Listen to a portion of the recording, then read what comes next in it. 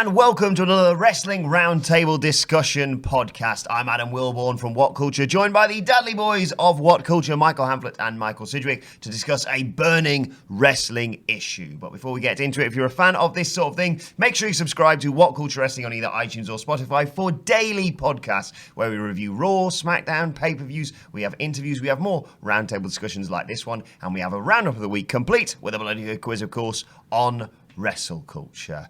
But gents, it is a new year, and I want to know what you think WWE need to bring back in 2019. Should we be realistic about this? What would they want to bring back that we would be yeah, that'd be all right? WWE need to bring back Michael Sidgwick's love of pro wrestling, I think, because I watched it disappear by the week in 2018. It's Wrestle Kingdom was this weekend. That was great. Sports entertainment. Let's be realistic about it, because to an extent, even I'm sick of saying I want unscripted promos. I want, all this good kind of booking. Stuff. Don't want 50-50 booking and stuff. You have to recognize at some point that the thing that we're discussing is what it is, and we kind of project too much onto it. So, in my opinion, something realistic that they could bring back that is in accordance with their values and the way they do things, and something I'm really surprised they haven't done already, is something like Cyber Sunday. Because it's all about hashtag engagement. They can look at a trend for something like Crown Jewel, look at the numbers that hashtag generated on Twitter, and spin it to investors and go, it was a really talked about show. So everyone was absolutely pissed off to heavens that Shane McMahon won the Best in the World trophy, but because it generated a buzz conversation on social media away from other things, they thought, all right, okay, well, digital engagement, tick for a shareholders report. So I'm surprised that they haven't done something where for 4 hours they can massage this tick digital engagement, as George Barrios likes to deem it, and beyond the cynical strategy behind it, if they can allow us on the night to pick matches, I get a sneaky suspicion that we're not going to do the fourth match in which Shinsuke Nakamura and AJ Styles try to hit each other in the balls. I think we'll get something fresh out of it if it's up to us. I mean, even when it was, Cyber Sunday and Taboo Tuesday, when it was texting, it was a running gag that, put Shawn Michaels in the main event. There was fans flatly rejecting the current stars to put Shawn Michaels in world title matches. I do think they're a little bit afraid of what people do with Twitter. If, say, you talk about trends, and you talk, if there was a pay-per-view that actively encouraged trends, you could expect hashtag cancel WWE Network to be a worldwide trend. Or, God forbid, they put those votes up, and it is open to, you can't hide those statistics. They would have you can't to be massage careful. them. They would have to be really careful because since the days where they actually used to run these shows, Taboo Tuesday and Cyber Sunday, the crowd is a little bit more fundamentally pissed off with everything they've done. Really, we've seen hijacking of shows, the What Chants just are still a thing. Matches have been rejected, top stars have been rejected. Main events have been rejected. WWE have been like that James Bond scene where they just leap over the crocodile's heads, haven't they? They always find ways to just avoid falling in and getting gobbled to death. They'd have to work this carefully. For example, if they could pay Brock Lesnar enough money to do this, if they have an idea to put Lars Sullivan in the match, don't put you got Lars Sullivan, or you could have, Andrade, Almas, or Cesaro. Don't be an idiot. They're going to do, if they did that, they'd do it like they used to. Phil and I were talking about this before, about saying, who would you like Brock Lesnar to face? Would you like him to face Lars Sullivan or either of the Colognes? Yeah, that's what you have to do. You have to stack the deck. You can have a no DQ, a street fight, or a no holds bar. Yes. So they would have to be a little bit clever about it to a degree, but I think everyone would like a night where, whenever throughout 2018, and I was going to watch a B-level pay-per-view, who didn't watch the Greatest Royal Rumble? And this is the opposite of what a WWE Championship used to mean to me. Who didn't watch it thinking, there's going to be some kind of screwy finish here because I'm obviously going to have a match at the next pay-per-view. This feeling of apathy and just get it over with to get to the next one has, in my opinion, disillusioned loads and loads of people. On an objective level, viewership's fading, house show attendance, blah, blah, blah. If they can reintroduce a pay-per-view that borderline guarantees something, one, that's fresh, and two, you can't predict on the night, book it on the fly with each scenario anticipated for and mapped out, I think people would really go Do you for know it. what? Do you know what I thought when you said this? I completely agree in terms of social media, it's something that they probably should have been doing for a while now. Yeah. But all I could think is we're in the midst of them saying, "Look, you're in charge now. We're listening to what you're saying." And the one thing I thought, we were talking about this just before we started recording, but I thought, where would you put it? Where would you put it in the calendar? And one thing I thought they could really use with Cyber Sunday is, if you put it the pay-per-view after WrestleMania, which traditionally, I mean, look at last year's, it just sort of fell off a cliff really there. Despite, obviously, you have new stars debuting, it does kind of feel there's a lot of rematches. They're still not really sure what they're doing. They know the audience has sort of fallen off since Mania. But you imagine if they said, look, we've debuted all these new people. We've either had people come up from NXT or new stars come in on the Raw out and SmackDown after Mania. Here they all are. Right, these 3 stars who've just debuted, which one of them would you like to see fight for the United States Championship? Like that, talk about listening to the fans that are there and then. Here's 3 people we've just brought up. We all know that they don't really know what they're doing with them for a while, so chuck them into a title I think if you wanted to implement something like that, whilst avoiding the potential trouble you're going to get from Twitter or people that want to kind of mix things up for their own gains rather than for you as a company's own gains, you could look at something like what Charlie Brooker's pioneered with Bandersnatch on Netflix. That seems to have been a success, like broadly speaking, from the people that have engaged with the choose your own adventure style. Even that has had endpoints, defined endpoints in the stories that you kind of got to get to, and a way to get you to reset. And it's utilised the technology of being able to sort of be under pressure to press one of 3 options, let's say. WWE could easily implement that on the network, and they could use it as a way of showing engagement. People would more likely watch live, because if you're not watching live, you're watching what like the rest of the audience has picked. If you've picked there and then, and what you're seeing is, say, like 3 wrestlers that have got moving graphs and then the eventual winner gets picked, you won't feel ripped off if your choice didn't get chosen, but you'll feel just as engaged for being able to be involved in the process. Yes. I think they could really utilise something like that. Michael Hamflett, what else would you like to see WWE bring back in 2019? Well, I was an advocate of it when it was a thing. When I first started at WhatCulture.com, it was that long ago now, it was something that I was able to write ups and downs on every week because it was a powerful enough like product from WWE. It'd be talking smack. It's a huge year for SmackDown, isn't it? You know, like we've seen already the way that they're building up television, like just to try and get it on par with Fox's huge expectations by the end of 2019. But more importantly than that, it was the only vehicle I can remember since the start of the network that has brought everything they do on the network to make the stars feel like stars as close to the actual television product. We talked about Chronicle with Dean Ambrose last year. Chronicle did great pieces on Smojo and Shinsuke Nakamura. WWE 24 do specials on the wrestlers where they feel 50 times both the relatable human beings and the superstars that you want from your stars compared to what they have to do on Monday Night Raw. Talking Smack was this really wonderful compromise. Again, I feel like we could dedicate every podcast to talking about all the things Daniel Bryan can do. But here was a guy that wasn't job scared. So that separated him from virtually everybody else on the show. So he was able to kind of like tease out these great little revelations from these performers. Mojo Rawley, when he was still this like hyped up goober, was just for a second this serious guy that they watched and thought, we can craft this into a new Mojo Rawley. Ignore the fact they abandoned it after 6 weeks. It was off the back of a promo where for 10 minutes you were like, I actually care about him. He's not some blithering idiot that I've seen did for 2 have years. like a lasting impact on some people's careers. Like the Miz came out of it looking great. The Usos came out of it looking great. Baron Corbin had his best ever night on Talking Don't ruin Smack. the point I was making. Yeah, but like people still like the Miz and the Usos. But I'm like saying it's a platform to become an established star. But what I'm suggesting ruined is it. people were watching because Baron Corbin, despite what we see every week, has become an established star. There was obviously weeks he was having on there. The week before the Royal Rumble when he said... That's a debatable point. Well, but the week before the Royal Rumble, where this is the sort of thing you get on He's an Talking established Smack. character. This was a vehicle He's where... not an established What I'm star. suggesting is this was a vehicle where you could create the impression that somebody was an established star, which is certainly not something they can do now. Yeah. So, you know, so Sidgwick saying about Corbin is correct. He's a nothing. He's a non-entity on Raw. But the week before the Royal Rumble, for him to come on a WWE-sponsored show and have the goal to say that he's going to win the Royal Rumble to get the title shot at WrestleMania, but then win the belt at Elimination Chamber so that he fights himself and just takes WrestleMania off, is a type of like cocksure arrogance he'd never be permitted to show in front of Vince McMahon or Stephanie McMahon on Monday Night Raw. That's a sort of like arsehole that you can kind of believe in that has never been present in his current character, and I just think that was the vehicle for it that has sadly been lacking. There's no, even Naomi, I remember learning that Naomi's dream was to like perform in front of a hometown crowd at WrestleMania 34. Sure enough, she makes a return from injury and wins the women's title. Those tiny little storyline fragments that were given to you from Talking Smack that are badly missing. Shinsuke Nakamura is a guy that held a US title for over 100 days and like probably featured on television, 10 times between SummerSlam and Survivor Series because they just had nothing for him. He was doing far more entertaining guys on popping the boys on Talking Smack than just doing nothing at all. And I think there's a huge gaping hole that's never really been filled by it disappearing. Yeah, and I think with all the money that we see pouring into WWE at the moment, if they're sitting there, the reason half the justification they gave for it was this cost-cutting measure.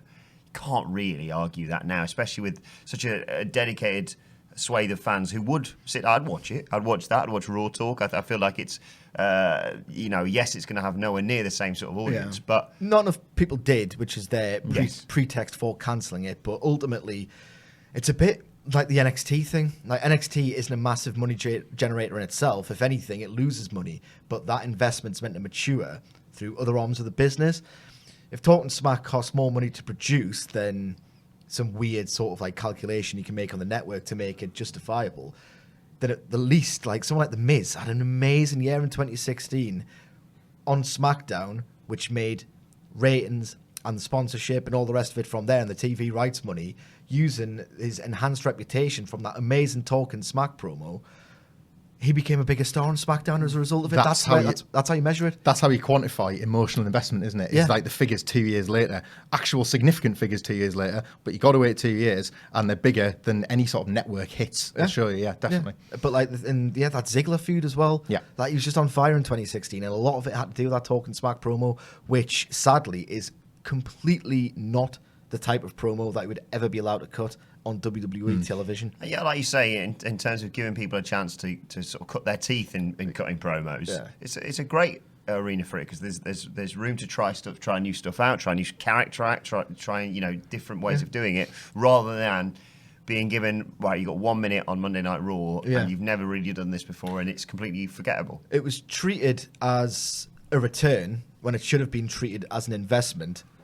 And the sad thing about Talking Smack is that much of the reason it was cancelled, let's face it, is because Vince McMahon doesn't like his performers having autonomy. Yeah. He doesn't get the appeal of something so raw and personal and like extemporaneous, to use his own words when he was introducing the Attitude Era. He loved that word, but he hates it now because he's such a massive autocrat that he likes producing everybody to within an inch of their lives. And I think he just looked at Talking Smack and was like, it's not for me, this. It's again a bit of a bit of a contrast to how he used to be, because Talking Smack was one of the only vehicles where the guys used to fight for themselves, and he used to like watching his wrestlers fight for themselves and fight for their spot. Kevin Owens was like often on that show, effectively like going back on what had happened on SmackDown and talking his way around some terrible booking. Imagine if he was given the opportunity to try and talk his way out of that awful Braun Strowman program last year and not just be the weekly buffoon. If like at the end of that dreadful treatment he was given on television, half an hour later, he's a smart and a sharp enough guy to find a storyline reason why things were going badly for him. Sitting there covered in blue. Yeah, but work you into watching next week and thinking, well, look, he's not a complete bumbling idiot. Like, that might have salvaged his dreadful. It probably wouldn't have done, but like it might have, salvaged like other dreadful storylines for other people. What's mildly funny here is that I promised Wilborn to not talk about unscripted promos yet again on this podcast, and here we are. Sorry, we should really script these. Please throw into everything. I'm going to pick something. There's two really good choices so far. I'm going to pick something that has brought us a lot of joy throughout our lives watching WWE and wrestling, and that is, of course, Swerved. No, it is it is King of the Ring. Now, this can take two forms: your classic King of the Ring tournament, or Queen of the Ring, as we've seen sort of being teased a lot. Yeah. I'm a huge advocate of something like that happening. Not only because, it's a revamp and a difference from what we used to have, and something that could be really utilised by that women's division. And you've already seen people fantasy booking how it should go already, which shows that people are invested in it. But also, WWE over the last few years have proven themselves highly capable of putting together tournaments that have storylines running throughout them, that have things spinning off them, which, let's be honest, the old King of the Rings that they had for a while, near the end... What's he doing? I don't know what's he doing. What's this? Right, it's bad enough, right? It's bad enough when you banter off New Japan, but when you banter off New Generation... Yeah, you are going for us both. Bret Hart, Owen Hart, Steve Austin, just don't be an idiot. I was meant to say that the King of the Ring can make a comeback because we finally got workers on par with those original King of the Ring winners, and then there you are with your Shane McMahon pattern ruining it for all of us. No, I was saying more recently in terms of I think of King Barrett. I think of King. He's making Sheamus. a wider point. Yes, in a typical Wilborn way. But look. No, It would be extremely useful in terms of, like we say, there's this mid-level group of wrestlers who we know are good enough to be far more elevated than they are right now. But they need that injection of something to do that, rather than just putting together a few wins and winning a battle royale on SmackDown. Maintaining the thing set out at the start of the podcast, let's be realistic about it. I think if they did a King of the Ring tournament, I don't think it would go anywhere. I think he doesn't like the concept at all. We know this. It would still be a thing if he did. The last few times... Do you still think he'd make him wear a crown and a robe? If you like the concept still, he would still do it. It's as simple as that. Recent attempts to do it have just failed spectacularly. And it'd be called an eliminator. He's gone off the word tournament, hasn't he? Yeah, so... However, I do think a Queen of the Ring tournament would do really well, and I think they would get behind it because cynically they are doing everything possible to get progressivist points for making women's wrestling a viable thing. And I think if they did a Queen of the Ring tournament, they'd have no choice but to actually put everything behind it and promote it effectively and make sure it matters in subsequent storylines. Would you have it as a sort of standalone pay-per-view, or would you have it happening in the weeks leading to, let's say, you have the finals at Evolution? I think you have the whole tournament at Evolution, personally. I would have a field of 32, just to give you something fresh, because by the time this thing rolls around, late spring, early summer, or like in the autumn, somewhere that's outside of a Big Four pay-per-view, in my opinion, is when you'll see it. The television is rotten. So personally, if I was booking it, I'd have 32 competitors in that field. I would bring people from NXT, women from NXT, but not the main stars, because you want to job them out, like the B-level fodder in NXT, just to give them a bit of shine. Let fans have like a new fresh match, and then once that field's cut down to 8, I'd have the 8-person tournament at Queen of the Ring, a self. I mean, you're kind of near that already with the Mae Young Classic. You could expand the Mae Young Classic, start earlier in the year, and just badge it as like the last day. I'm with Cedric. Like again, we grew up on those King of the Rings that like with the body of the pay-per-view, the King of the Ring tournament. So much, though. Yeah, it was huge because like you had a wrestler appear in say 3 times or 4 in the case of Randy Savage in '88, but like 3 times if you were going to win a tournament at the end of the night. So the wrestlers were so over as a result because there'd been 3 separate matches that fed into one overarching story. Like Bret Hart is still the ultimate comparison to make, because his storytelling throughout those 3 matches was just like one of the greatest nights of any wrestler's career. There was a kids' TV show when we were all younger that some of our viewers might remember called Nightmare, where if you were a character in that show, bits of your body were falling apart as you got weaker. Bret the Hitman Hart coming out for that final match looked like bits of his body were falling off. He had like fingers individually like wrapped and taped, one of his extra elbow pads like to pad up his bad elbow, like he had his limp because he always had a limp. Like that, it was just every bit of that tournament had taken every bit of his body, and it was all he had left just to even get to the ring. And that sort of storytelling is kind of a lost art now, and it takes one night to bring it all back. Now, what I wanted to say, when I referenced more recent tournaments, I was thinking more of the Cruiserweight Classic and the United Kingdom Championship Tournament. But having said all that... It's just your gimmick overshadows you sometimes. Because what I wanted to say was the Best in the World tournament, for the conclusion that we got, despite all that, going into it, you had, like you say, if you had it as its own Queen of the Ring pay-per-view, you had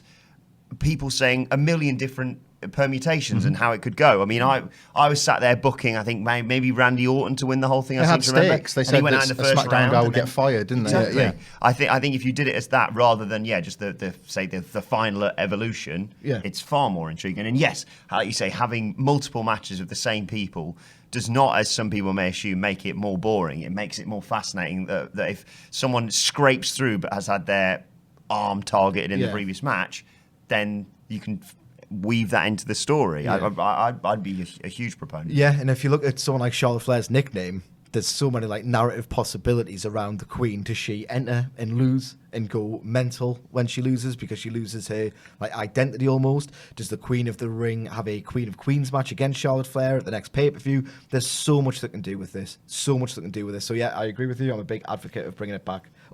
For the first time. Yes. Now we've put forward three legitimate things that they could bring back in 2019. Now let's ruin it by talking about old wrestlers perhaps they could bring back in 2019. Like we saw Hogan on Monday Night Raw this week. I'm not saying necessarily down that avenue, but But if you could select someone to bring back to the WWE fold, whether it be still in a wrestling capacity or some other capacity, who would you like to see back in WWE this year? Shall I go first? Yeah, God, don't care. My pick is always the same for any question like this because it's the main Okay, roster. The main roster is this kind of, again, at the risk of being negative, the main roster is often a bit of a sinkhole for talent. Some of your favourites come in and they just get lost to the churn in the weekly kind of like grind of Raw and SmackDown. For me, Sean Waltman in the Performance Centre, like as a part of NXT, as a kind of as a leveler for the dramatic heft that Shawn Michaels has given some of the matches to the detriment, I would say, in 2018. Sean Waltman, if you like read him on Twitter, if you watch any of his matches ever, there are a few men outside of the industry that should be in it more than Sean Waltman. To me, like, he's this kind of, I don't even get why he's not a part of it. Like, all of his mates have got all the high-powered jobs in WWE, and this is the guy that, like, you know, when he was actually an active performer, was the litmus test for a wrestler. If you know, this was the story. If you went in there with a kid and you couldn't have a good match, then you weren't worth your salt. And Vince McMahon kind of gave that testing the nod. So how now is he not employed as one of the head trainers at the Performance Center? I don't know. I feel like he knows how to. What he's got that a lot of wrestlers from his time don't is the ability to read a match through anyone's lens. He knew what his role was in matches, but more importantly, he knew what everybody else had to do as well. It wasn't just about like, oh, well, I'm a little guy, so I have to work this way. It was about what every other person's role was on the card. That was why he was given someone like Chris Jericho to kind of like work out the kinks that Vince McMahon didn't like about his WWE and Japan runs and things like that. It was like, right, teach him to be a WWE superstar. And Jericho at the time felt really slighted by that and then came to realise, actually, he's been a huge help. And I just don't understand how he's not on the inside. Every single time you listen to his podcast and he has a take on a current going on, you think, yeah, you're absolutely bang on. Yeah. You should, like, as a consultant, producer, like something, they need to bring him backstage, because I agree with everything you've so eloquently put.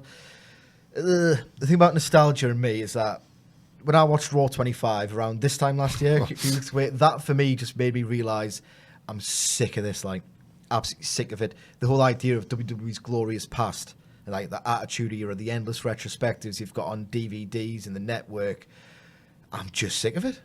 I'm frankly sick of anything to do with the past, not only because like we're getting to the tiniest bits of minutia on like Bruce Pritchard's podcast now, we're getting the tiniest stories from like random house shows we've never heard about before. We're surely reaching the end of this just complete wave of nostalgia and like self-celebration.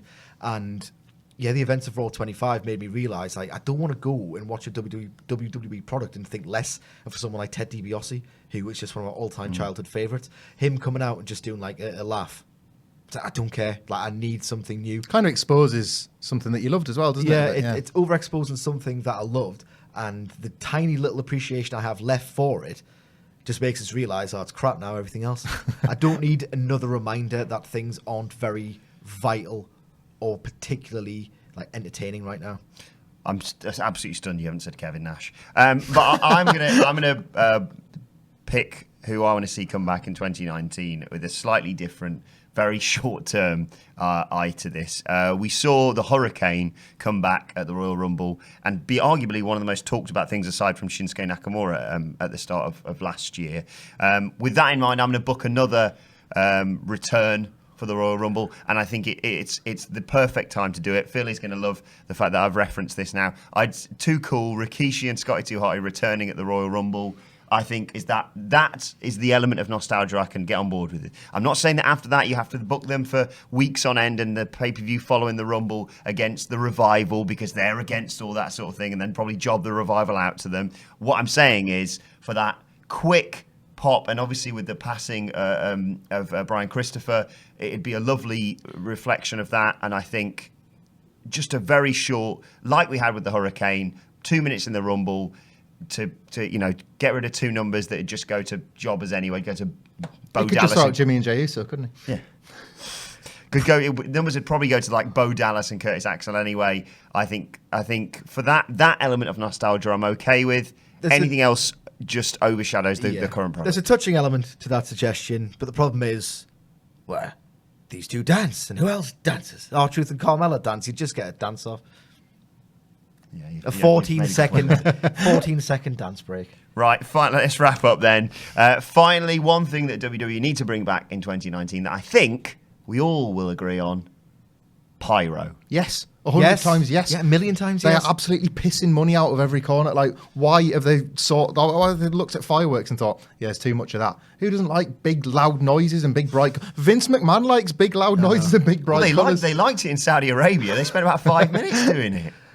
I don't understand this because, as you say, they've never been richer. They've never had more money as an organisation. And for me, not to get too deep into the analysis of a firework, but it kind of illustrates just how spiteful that company is now and how joyless. You don't get any joy. Well, you want a firework. You want a thing that unites absolutely everyone to slack-jawed idiots experiencing sensory overload. Nah, you're absolutely not allowed that. There's nothing like I don't even mind if they don't start the show with it. Yeah, I know. Just give it to a few... Brock Lesnar, for example, is the perfect example. I mean, it just feels how cheap that organisation is, despite never being richer. Just cheap with their money.